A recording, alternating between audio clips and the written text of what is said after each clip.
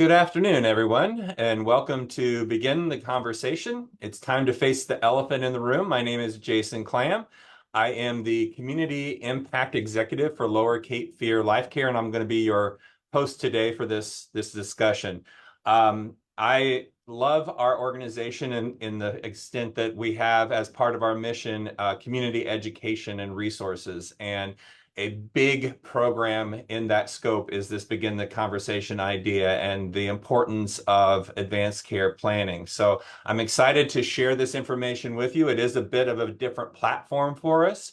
So we're kind of learning as we go. So excuse us if we have any technical difficulties along the way, but we're excited to kind of use a different way to get our information out there and encourage people to participate in advanced care planning. So as we go through, if you have any questions or you have some comments, I encourage you to go ahead and comment with those and put those in. And if we have time at the end, I will address as many of those as we can. And then also just to clarify before we get started, I myself am not an attorney.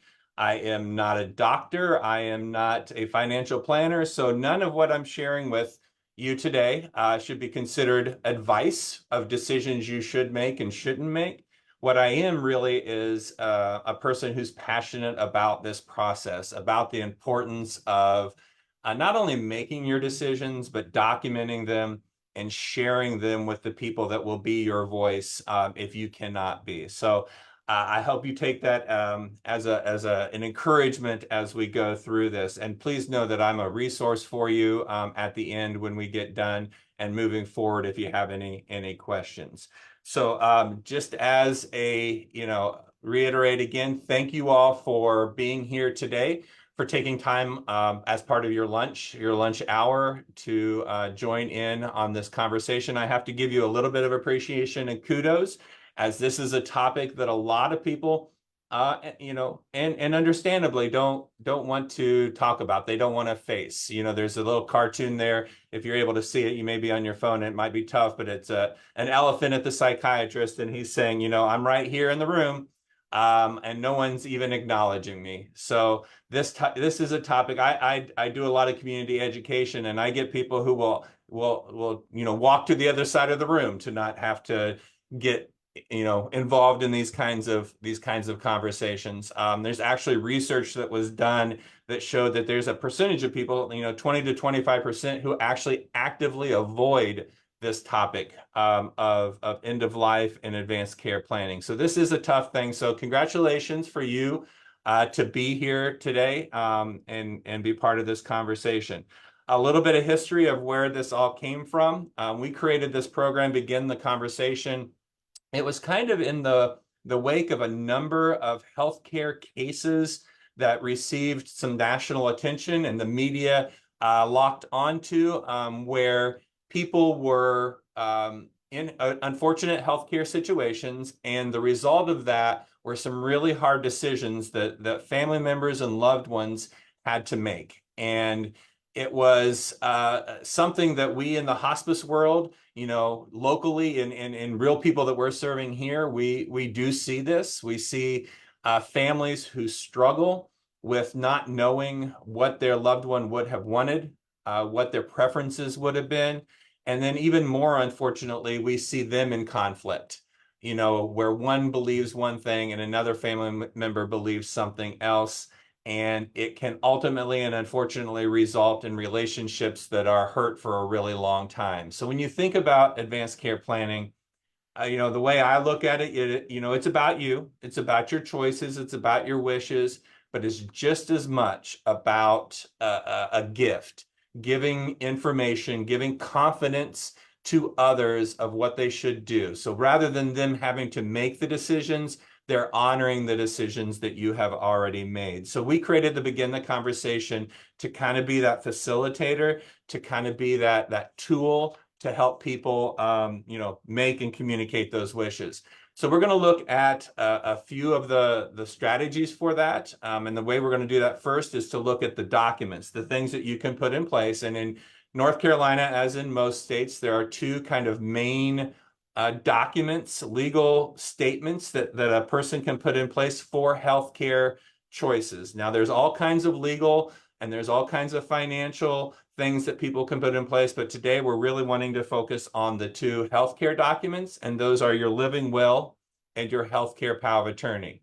So let's talk about a living will for a second. What this document, its purpose is, or why it's out there, is to give a person a statement that once they can't communicate, and that's important to begin with. If you can still make your decisions, if you can still choose and express those choices, you still drive your healthcare, right? These documents don't go into place. They are not active until you can't make your choices. But if and when that were to happen, what a living will says is that if I'm deemed terminal, if I'm deemed incurable, that my choice would be to discontinue life-prolonging measures. In other words, if I'm in a vegetative state or I'm in an unconscious state and the medical community is in agreement that I'm not going to get any better, that I'm not going to wake up, that my quality of life is not going to be there,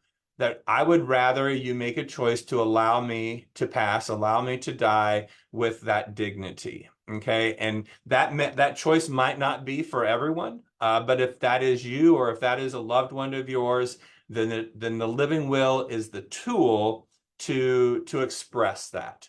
Now, the importance of it is, or the why you would want to make sure that that is in place, is it does give that information and that foundational a decision to other people, whether that be within your immediate family, whether it be to the medical community, to your friends, to your church, to whoever it is, that here is a documented proof that this person's choice would be to allow them to pass. And so, I think about family members that I have and have had, or people that I've, dealt with in this role, and being able to take that burden off someone else to choose and to say that this was the choice of the person carries so much weight, and is such a gift, like I said before, or benefit to the family members. Now, there are some challenges in living wills. I'm not here to say that it's a perfect process or a perfect document. One of the challenges is we don't, even if it's filled out today, we don't know when it will be needed. Is it tomorrow or is it in 10 years? Have things changed? Have my choices, has my quality of life, has my place in life changed since I last filled it out? We don't know the details of the situation that we may or may not want to use it in. Was it an accident? Was it an illness? What was my quality of life before? What family members do I still have around? There's so many unknowns that it can be tough to know, is this the situation when they filled it out that we want to use it in? And so for me, the other document, which is your healthcare power of attorney, is just as important, if not more important, than a living will. A healthcare power of attorney is a person that you're putting in charge to make these tough calls, right? To take in that information that I was talking about before, to process it, to weigh it against what they know of you and your decisions, what you have shared with them as far as what is important to you, and then they can make that decision. That is the power of a healthcare power of attorney. Now, just one clarification. This can be the same person as your financial power of attorney, but they did separate those powers or those responsibilities to be able to split them if you have someone you would rather have healthcare decisions versus your legal and financial decisions. And as mentioned before, it is also different from the other type of power of attorney in that it does not go into place until you can't make your healthcare choices. Whereas your other one can do your finances, they can sign contracts for you, be you in legal transactions, but a healthcare power of attorney does not go into effect until you can't communicate. So thinking, boy, Jason, that's wonderful, but who should I pick? Who should be that person I want to not only have the responsibility, but have the authority to make these decisions for me. And it can be tough, I will admit. Talked with a number of people, consulted with them as they struggle to know who is the best person. In some cases, I've actually worked with people that their biggest concern is that the closest person might not be the best person, that these are decisions that would be really difficult, would be hard for them to make, and that they're maybe actually concerned that person can't make those decisions because of their emotional attachment and their closeness to me as a patient. So the things I encourage people to consider, one, and this seems, you know, that this would be obvious, but make sure that the person you are choosing is willing to do it. And I only say this because these can be tough calls. There can be stress involved in making these decisions, and there really won't be a lack of information, of choices, and maybe the most difficult of opinions of what they should do. There may be people in their lives from our family who have thoughts and pressures that they think that this healthcare power of attorney should make. They may have different medical diagnoses and proposals as far as treatments and being able to figure out what they should do. They may get information from the internet. They may get it from social media. So there will be a lot of information, a lot of pressure and on a person. And some people may see that not necessarily as my responsibility, but now as a burden. And I'm not sure I'm up for this decision. So making sure they have a conversation with this person, that they understand what you're asking them to do, that they are okay, that they're accepting of this responsibility. And so the first time that they learn about it isn't when the crisis hits and they show up and find out that they're now in charge. So making sure that you communicate and have this conversation ahead of time so that they are willing to do it. And then the second piece I encourage people to consider is, who do you trust to make these decisions? I kind of joke that if you have wishy-washy people in your life, they may not be great healthcare powers of attorney. They don't have to have a clinical degree. They don't have to have a background, but do you trust their decision-making processes and abilities? Do you feel like they can be your voice in opposition or when people are in conflict? And do you feel like they would be the best version of you if you can't do it? People will often ask, does this person need to be a local person? Do they need to be on site? And if you have multiple people in your life who you kind of trust equally and you feel like I'm just trying to decide between them, I mean, having a local person, having someone who is more available certainly is an important characteristic and one you can consider. However, I also know that in today's world, and I've got my phone right here, and we have lots of technology and lots of ways to communicate, that my encouragement would be to pick the person that you most want as your healthcare provider, your healthcare decision maker, versus the one who's just most available. That these decisions are not happening in a vacuum, and most of them are not happening in the crisis at the moment, the urgent, that these are long-term kind of decisions, that these are things that people can, take time to make or take time to travel or make from a different location. So, picking someone that is willing to do it, that they are okay with having it, that you trust their decisions, and then that they are informed of that information, is all part of that process. A lot of people don't understand or realize, if they don't have a healthcare power of attorney designated as part of a document itself, who makes my decisions, and state and laws do dictate that, and we've kind of followed what's called the next of kin idea. And for most people, or those who are married, that person is a spouse. However, even that can be a challenge sometimes in families. We see it in hospice care sometimes when the current spouse is not the parent of the adult children. and that can cause some conflict between that person and the kids. If there's not a spouse, now we move to two different directions. We do look at adult children.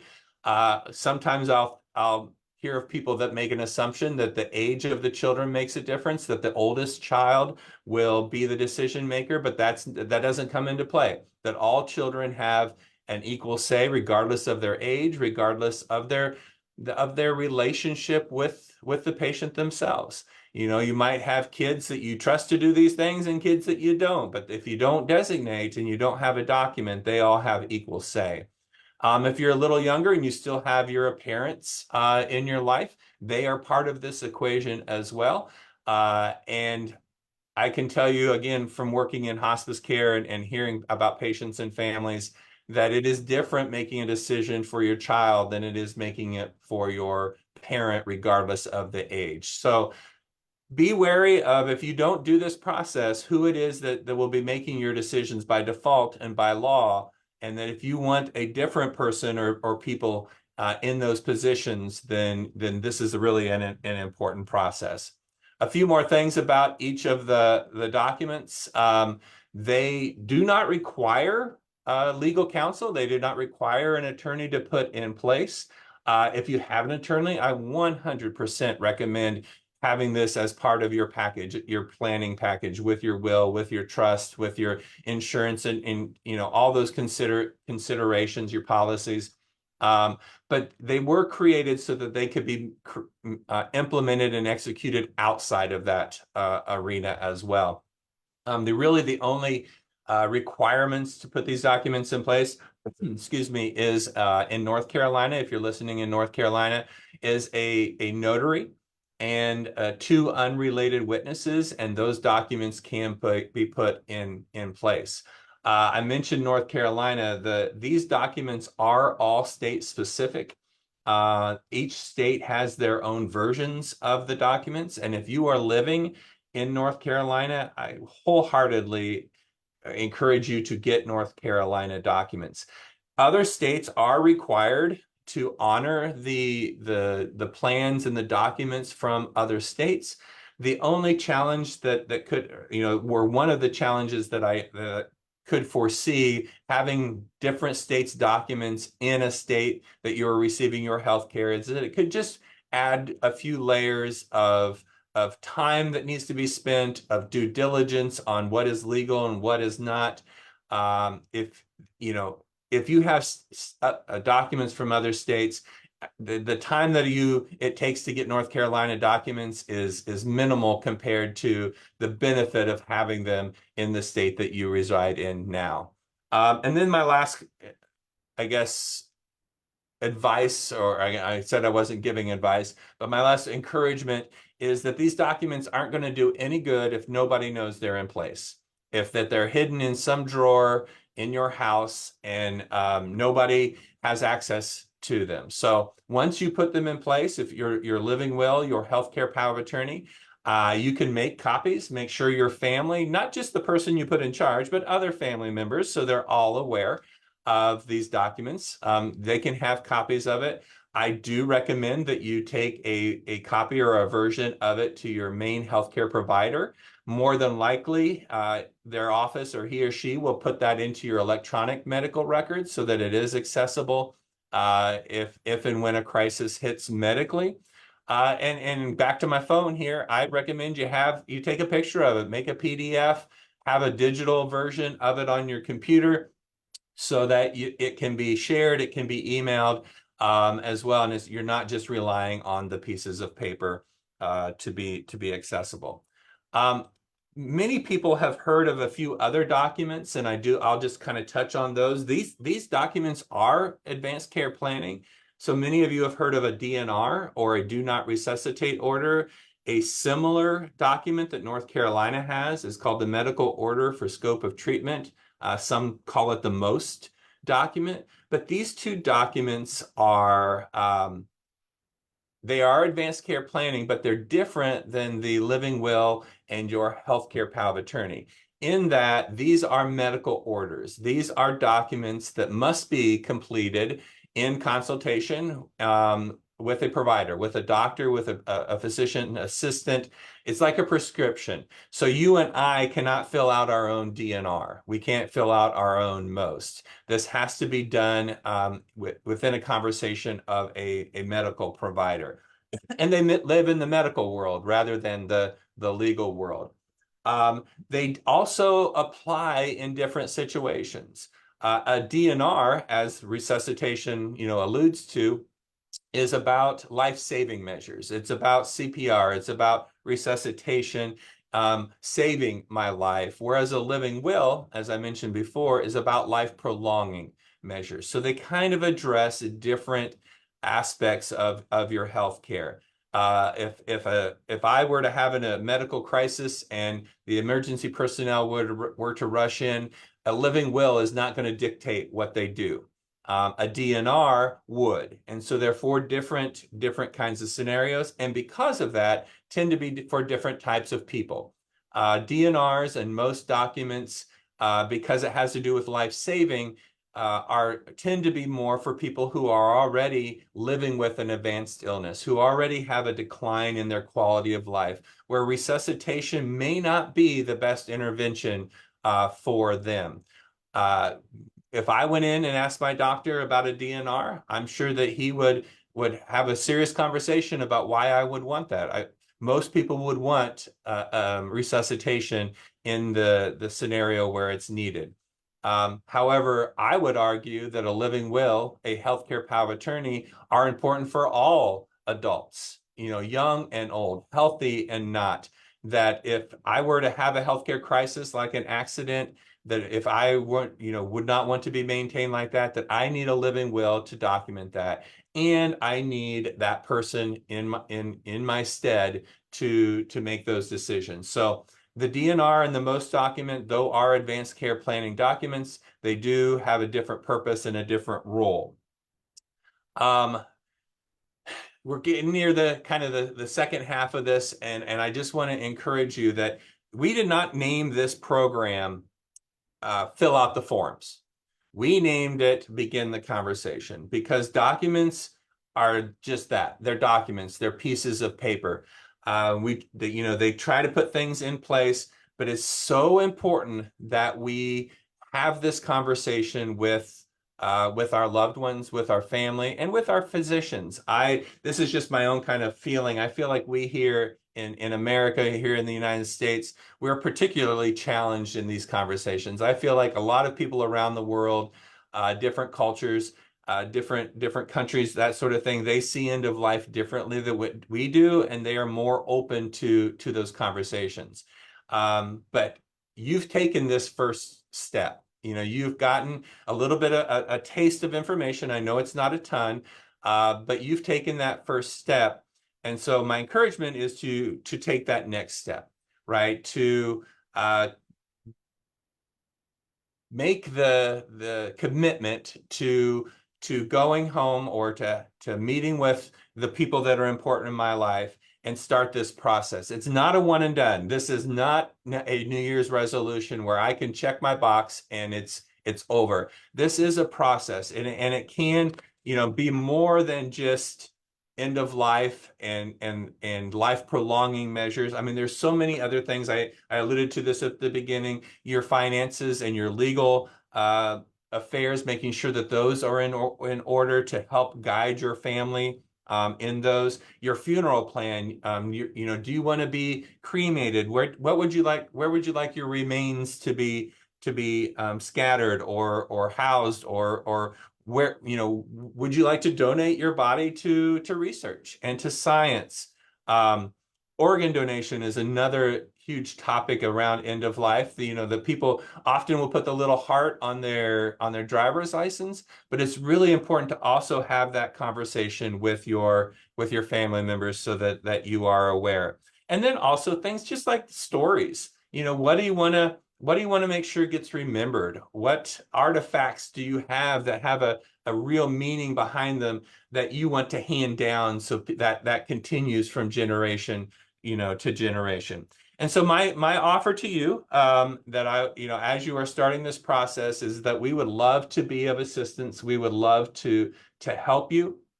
Of course, we have the documents themselves, your living will, your healthcare power of attorney. We can provide those to you. We also have some other begin the conversation materials. We have a workbook that we're very proud of that goes through a lot of different scenarios, a lot of different kinds of topics that you can talk about with your loved ones on what you would want, what you would not want. I'll just highlight one of my favorite pages in the workbook actually has you write out or you know, create your own obituary. And I know that sounds kind of a weird thing, but in a way, it's very cathartic about what is important in my life. But also, if something were to happen to me, it would be one less thing that my wife or my family would have to do is create this obituary. And then the thing that I, personally like about it is I get to put in it what I want. I can, share the stories that are important to me. And I'm going to actually put a little dad joke in my own obituary, just so that everyone gets a little bit of a smile when they read it. So we have these materials to help encourage and guide you in these conversations. If you are part of a church group, if you're part of a civic club or a neighborhood, and you often invite people in to provide education, we would love to that opportunity as well. We could hold this as in the format as of a workshop. We could do it more as a clinic where people come and get the information one week and come back and get things notarized the next. But we would love the opportunity to share this information out there, in the community, where people can digest it and take it home and act on it. And then lastly, I will personally invite you. We have here in Wilmington, in the Wilmington area, we have what we call a Begin the Conversation free clinic. So every Friday in the morning, no, I'm sorry, not every Friday, every third Friday of the month here in Wilmington at 10 a.m., we hold a session where we provide information similar to what we have here today. We provide the documents themselves. And then probably most beneficial is we actually provide the notary and the witnesses so that if a person does want to execute their documents that day, they're able to do that and walk out with those completed. So that is the third Friday of every month at 10 a.m. We invite you. You don't have to RSVP. You can just show up. Please share that information with others in your network or in your family as well. So I'm going to pause here and see if we have any questions or comments that we would like to address here, at the end. Matthew, do we have any questions?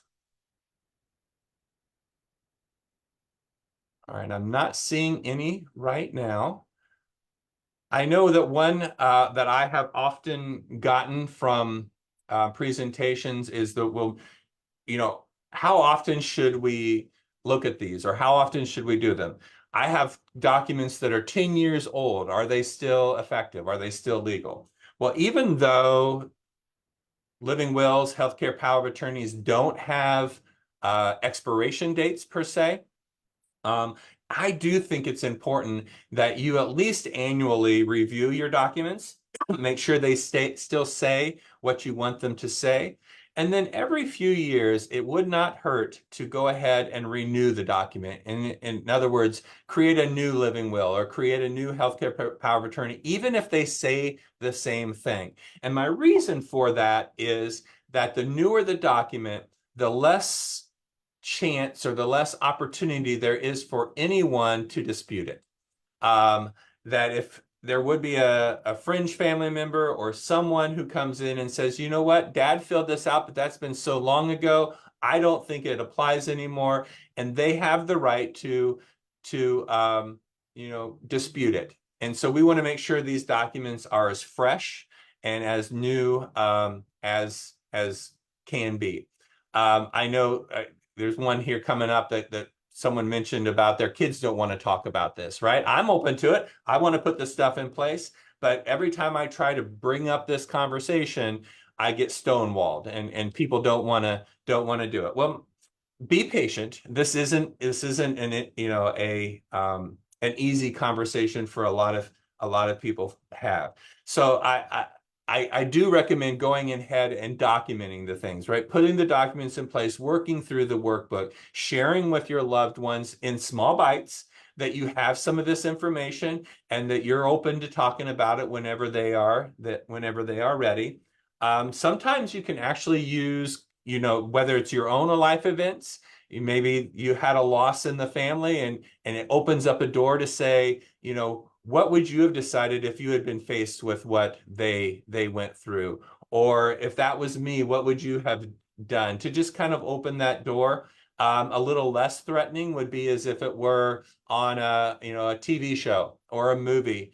I'm a big Grey's Anatomy fan. I mean, medical drama all the time opens up kind of conversation points of what people's choices would have been. But my biggest thing is to go ahead and put it in place and then be patient in having this. As I mentioned before, this isn't a one and done. This is a process. This is a conversation that can continue to happen. And if you do change your mind, after you have some of this stuff in place, or if you want to change your documents, go ahead and do that, but be sure that you re-communicate what those choices are. So if you have given copies of your documents to certain people, make sure you backtrack and give new documents to those people as well. That everyone is aware that these changes have been made. And then I would recommend destroying or getting rid of those old documents so there is no, again, opportunity for confusion of why things are different. So put your new ones in, your new decisions, and kind of get rid of those old ones so that there's not that confusion. All right. Well, this has been a joy for me. I've definitely learned some things. We're excited here at Lower Cape Fear Life Care to kind of make this an ongoing thing, as I mentioned before, as a monthly topic. So today was advanced care planning. We have some plans in place to talk about some of our dementia resources, some grief, especially around the holidays, topics that we will be planning. But I can tell you that right now, our topic for July is going to be on hospice care and the myths of hospice. We run across a lot of ideas and concepts about what hospice is that aren't exactly always on point. And so we want to make sure that the true information is out there, and so that people can share that and be aware and knowledgeable about what hospice truly is. So we're going to be focusing in July on dispelling those myths of hospice. If you're interested in that, I just keep checking in on our Facebook page, lifecare.org, as well as our Facebook page here. We'll be communicating that opportunity here in the near future. So it was my privilege to be with you here today, and I hope you took away some good information. My contact information is available there. Please shoot me an email or a phone call if you have any questions or comments, and I thank you for joining me today.